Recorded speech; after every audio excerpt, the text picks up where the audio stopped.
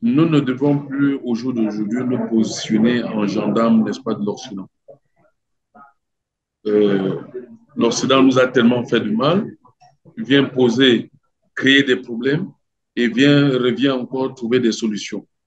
Et de ces solutions, il nous propose d'être gendarme parce qu'il nous donne quelques miettes pour pouvoir assurer ces relais. Nous avons dans nos deux sessions plénières évoqué le fait que euh, nous devons avoir nos propres moyens pour euh, activer la communication, la sensibilisation de nos peuples sur l'intérêt à rester chez nous en Afrique pour euh, accompagner notre développement, notre économie et éviter, n'est-ce pas, de nous lancer dans le désert, dans un chemin incertain où on a tous les risques possibles, les rapts, les viols, le banditisme, on se transforme aussi en, en terroriste parce que parmi ces voyageurs, parfois les réseaux terroristes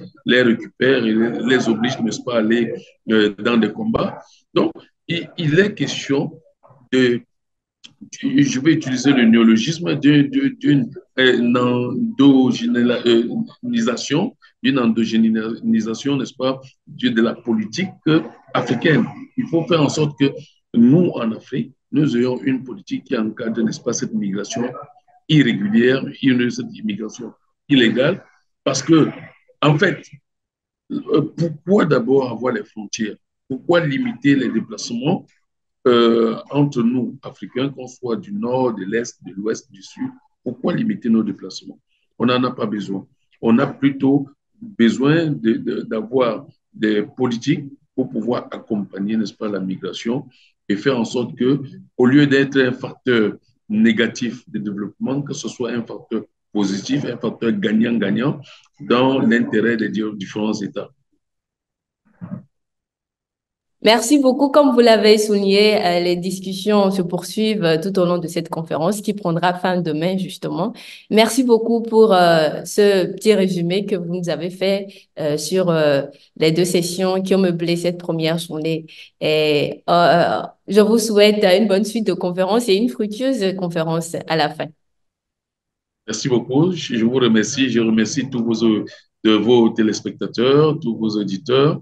Et je pense pouvoir être toujours là quand vous avez besoin de moi Ça nous pour fera plaisir. parler des questions africaines.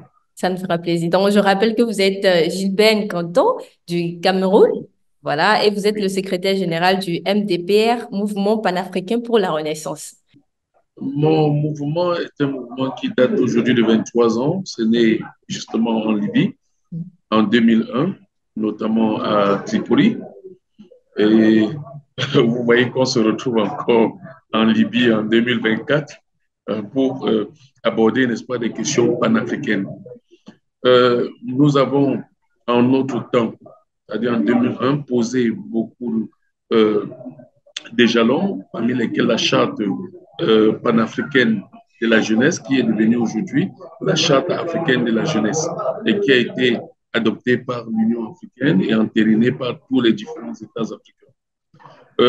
À côté de ça, nous avons travaillé pour la paix au niveau la paix et le désarmement au niveau du Tchad pendant les années du défunt président Idriss Déby. Et nous avons été tour à tour avec cette association Addis Abeba pour défendre, n'est-ce pas, les intérêts non seulement de la jeunesse africaine, mais également de l'Afrique. Et nous nous retrouvons ce jour toujours dans cette optique. Merci à vous et à bientôt.